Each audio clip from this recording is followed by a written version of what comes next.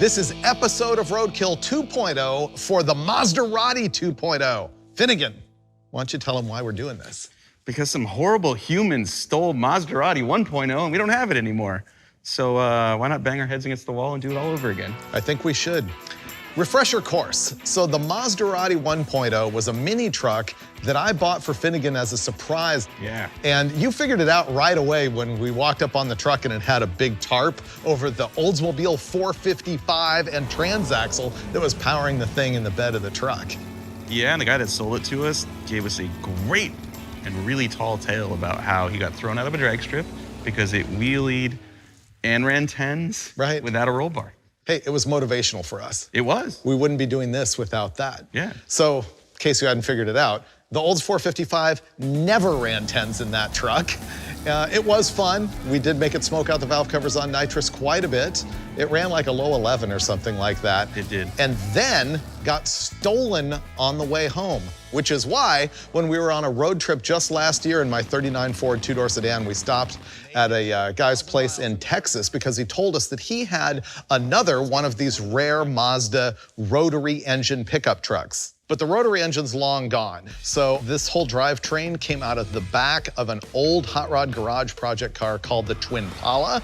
Now this vehicle's actually kind of genius. It's a 2006 Impala SS, and those things are factory with a 5.3 liter V8 that is sort of based on an LS motor. They've got some differences. But what it means is that you can get another one of those complete engine and transaxle packages and throw it in the trunk, which is what Tony and Lucky did on a couple of episodes of Hot Rod Garage. And the whole goal was to make the thing run in the 9s. But like the Mazdarati not running in the 10s, they never got it into the 9s. It went 10-16, and it was so sketchy that not even Tony Angelo would drive it down the track again. So on a prior episode of Roadkill, we ended up making this thing run using the drivetrain out of the Twin Impala. Yes, we put it in the back of our pickup. Yes. Yeah, now we can go down and then figure out where we want to make the rear crosswind.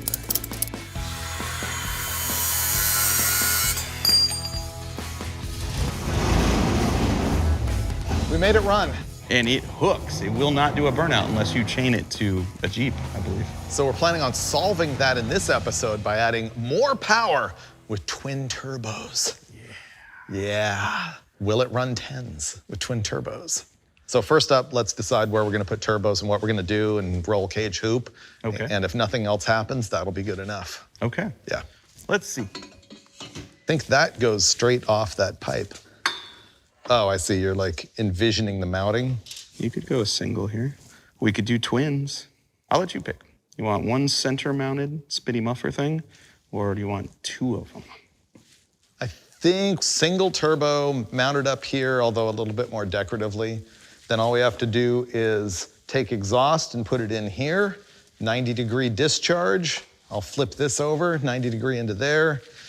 No intercooler, run it on the 85. Have a nice day, right? Sure. I should mention that we're in Lucky Costa's shop this time, and so he'll be cleaning up our mess.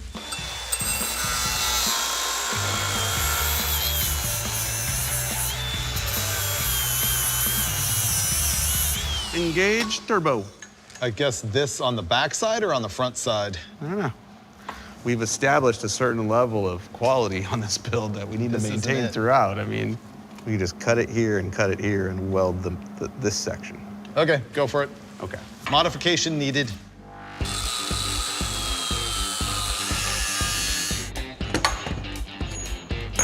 Fixed. This should place the turbo centered and level and, you know, where the haters can see it. I feel good about it. You're good, I'm good. Am I just installing it? Sure. You don't want to check it? It's a little late for that. Okay. And if this appears at all unsafe, unsanitary, or just not cool at all, he's the one welding it. In case you're new to this, here's how a turbocharger works. First of all, through here comes the exhaust. It spins a turbine in there, and the extra exhaust comes out here. Fresh air goes in the front of this thing, boost comes out this part. It has a turbine over here and a compressor wheel over here. It's gonna blow air into there, which will make boost, and it'll be great and make power. Our next job here is gonna be figuring out how to get the exhaust from the cutoff pipe down there on the manifold up here to the turbo.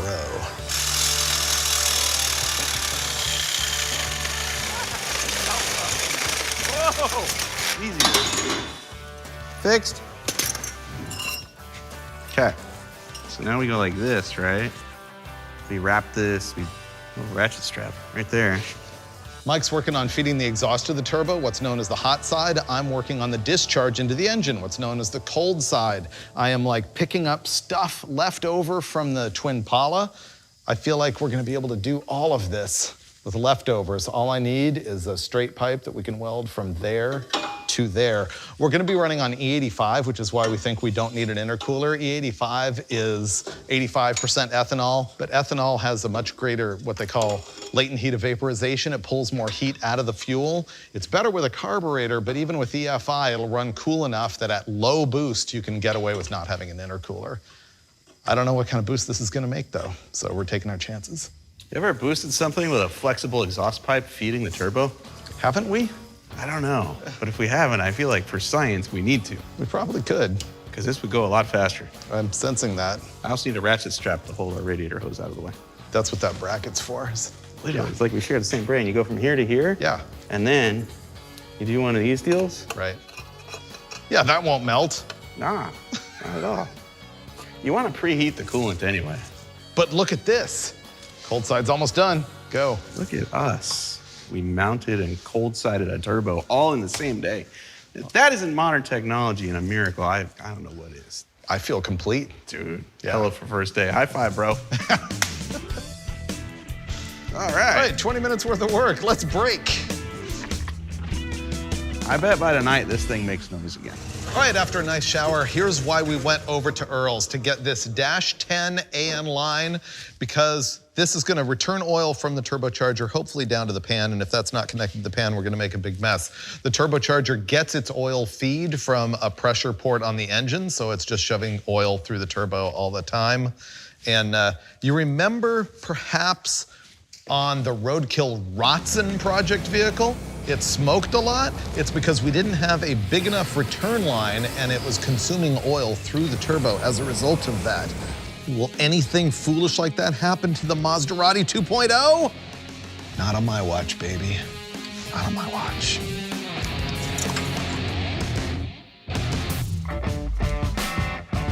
Next up, the disliker pipe.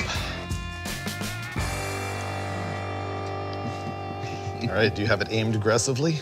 Oh, it's hateful. Is it straight up and down? Oh, yeah. All it's missing is the tractor flapper. Yep, we'll have to make that. Hey. This is gonna be great. This makes me all warm and fuzzy inside. Yeah. All right, we're gonna juice this thing up and fire it up. Whoa! All right, don't smoke. It's pumping.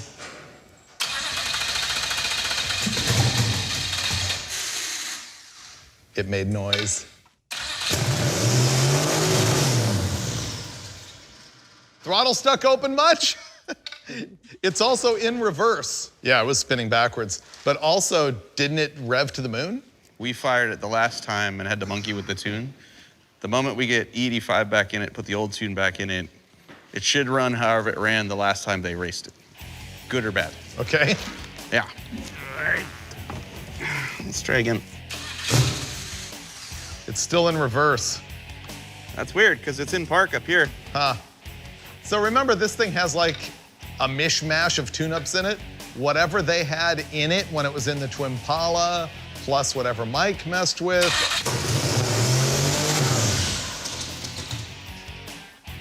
That's a scary contraption.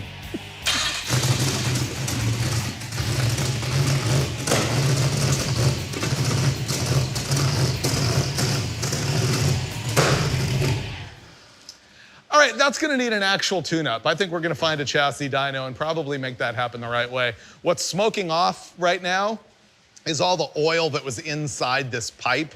That's not too big of a disaster. Hey, it runs with a turbo on it. Ah. It's not even Roadkill good enough, though. It really isn't. Oh, tomorrow will be better. Don't focus on the sights and the sounds and the smells of 30 seconds ago. Stand back here now and look at it here with bald tires and the biggest hater pipe I've ever seen. And just go, we made that. This is a good replacement for the boat headers on the 455. Yeah. More altitude. More altitude. More attitude. More boostitude. You saw that Mike fired it up a moment ago, and not only was it smoking rather impressively, but it also spun the tires. Well, that's because it was not going into park, because this factory adjuster doohickey on the stock cable came loose, and it just did again. I'm gonna have to zip tie this together and get the adjustment just right. I may have to zip tie it a few times before I get it right. Okay, I got it. We're gonna go into park now. Okay, fixed. Wheel coming off? Ow, did that hurt? No, we're good.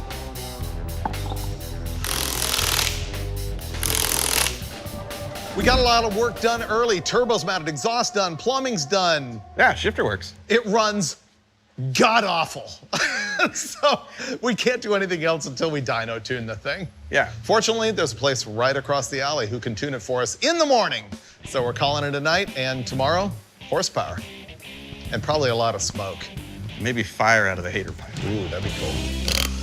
All right, we decided the first thing that we needed to do now that we're back home with our newfound horsepower is fix the front suspension, because kind of everything stops if we can't make the suspension work. It's pretty sketch.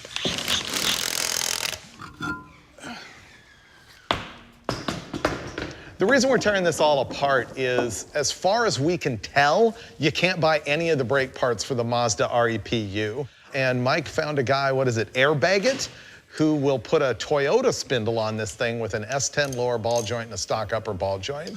So that's what we're trying to install here. And we've got some pretty wasted tie rods we might have to deal with, or might just live with.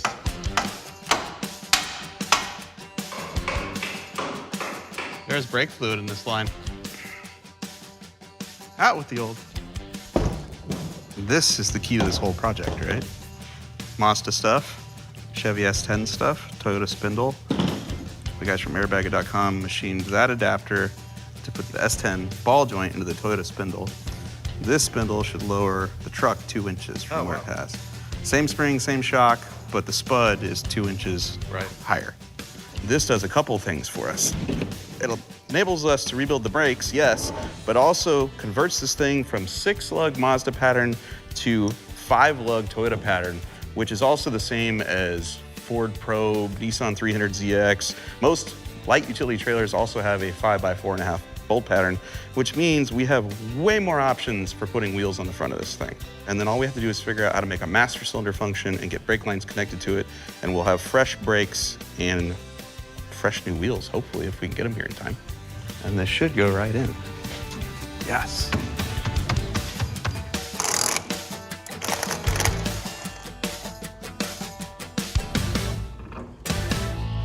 All right, the new spindle is on here and brakes and everything, and we need to figure out how to put a wheel and tire on it. We're gonna try and put the old Impala wheel and tire on there, which is very, very close to the right bolt pattern, but not right. But I don't know if the center bore is gonna clear. Yeah. Basically, we just need to swing one up there to see what we need to get. Yeah, so this is 5 on 4.5 bolt pattern. So the center bore of this is 2. It's way too small. Yeah. We got a trailer tire and wheel. Yeah, it has a big old center bore, so it's gonna go on there. And we can at least use this to figure out back spacing and whatnot. Yep. So 205, 75, 15's taller. Too tall. Yeah. If we could match that. That's what we should do. This tire is, give or take, 25 inches tall. This is, give or take, 26.5 inches tall. Yeah, so we basically want a 25-inch tall tire for the front, too. That would be cool.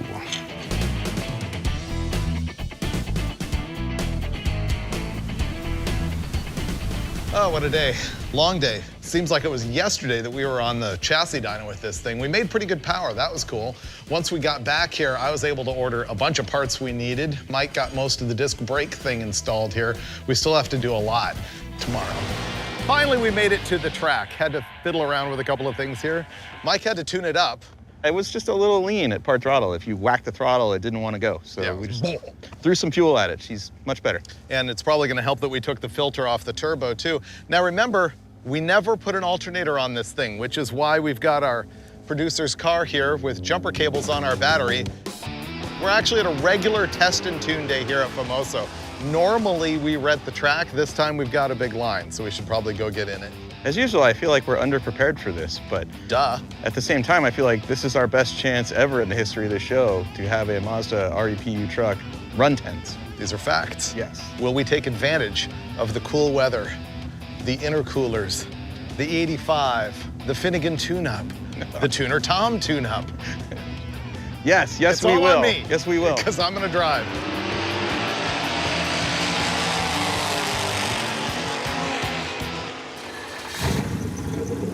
Reverse, neutral, drive. Good luck, Mr. Freiburger. I hope everything works and nothing falls off. Let me just remind you what we got going on here. This is the Mazdarati 2.0. It's a 5.3-liter LS-style V8, front-wheel drive transaxle by Gearstar. It's a 4T65E, a little STS turbo that honestly we don't know anything about. And it made 430 horsepower to the tires on the dyno until we added the intercoolers.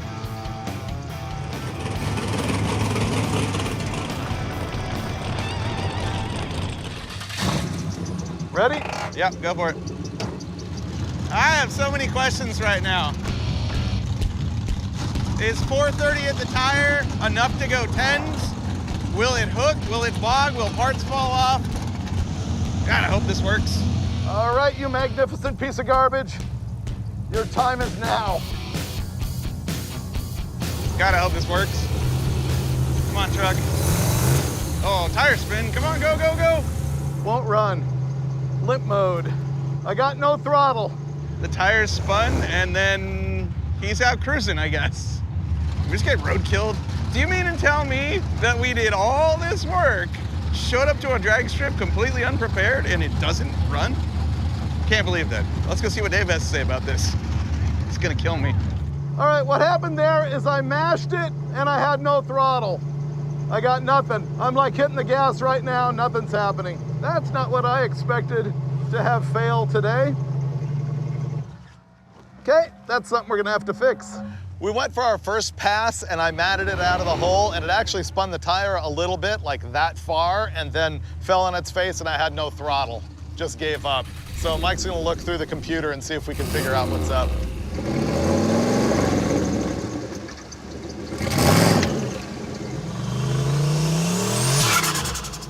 This thing wants to run.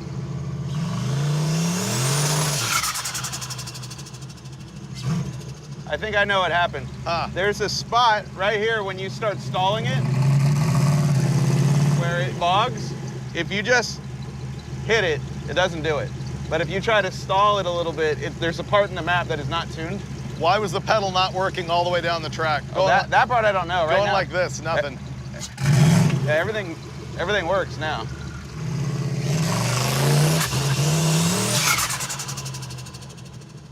Yeah, everything's working now. I guess you'll have to drive. I think it's ready. I guess. We know it's gonna spin, so don't even stall it and just Right. roll into it. Because Yeah. if you mat it, it's gonna bog a little bit, so I just roll into it. Once you feel like it's grabbing, just go. Well, I don't have an explanation for what just happened. We topped off the fuel, he's going up again. I think this time, he'll just roll onto the throttle out of the hole, and maybe it'll go better. If it hooks, it's gonna run a 10. If it doesn't hook, it'll spin its way to an 11. Either way, if it just goes down the track at this point, that's a victory for us. All right, this might be my last shot. First time the throttle pedal fell off. Second time is gonna be all victory. Okay, here we go. Test run number 2. This needs to work. We've worked really hard. And by work, I mean just get down the drag strip under full power. That would be awesome. All right, you glorious piece of junk. Let's do this the right way. Restage, stage. All right, here we go. Go, Dave. Yes, yes, yes, yes. No, Nope. come on. For like 2 seconds, I was like, oh, this is working. So for some reason, this works for Mike in the pits and doesn't work for me on the drag strip. Let's see. No throttle. shut it off. Now I have throttle. What a stupid problem. We have fixed nothing. We have talked to Tuner Tom again. We've talked to Rob and Lawrence, who knows everything about these deals. And they said either it's the pedal or the throttle body or a wiring problem. So that's kind of where we're at. I have another last chance. Hopefully it works this time. We have no clue.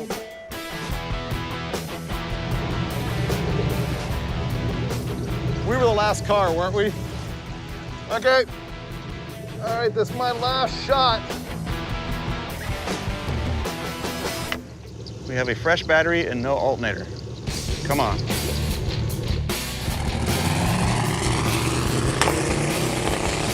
sounds horrible. It sounds awful. Oh, oh God. Oh, smoke everywhere. Oh. Oh. Oh. He should have lifted. He just Tony Angelo'd the drag strip. Well, last pass of the night, and I oiled the track. Perfect. Oil everywhere. I'm so sorry, you guys. So you left the line, fell on its face, you got back in it, and it sounded awful. You were not lifting. Yeah. And then it let all the smoke out, and I went, oh God, the rods are gone, but you just drove here, and all I can think of now is there's no puke tank on it. Is that the problem? No idea. There's oil all over that racetrack. It's not oil. It's water. Somebody put antifreeze in this. That's the problem. What? The radiator hose being in two pieces. Well, the rods are still in it, you know? Yeah. Never done that to a drag strip before. It wasn't boring. Yeah. I think one thing's clear. I think we can agree Mike's driving next time. The end.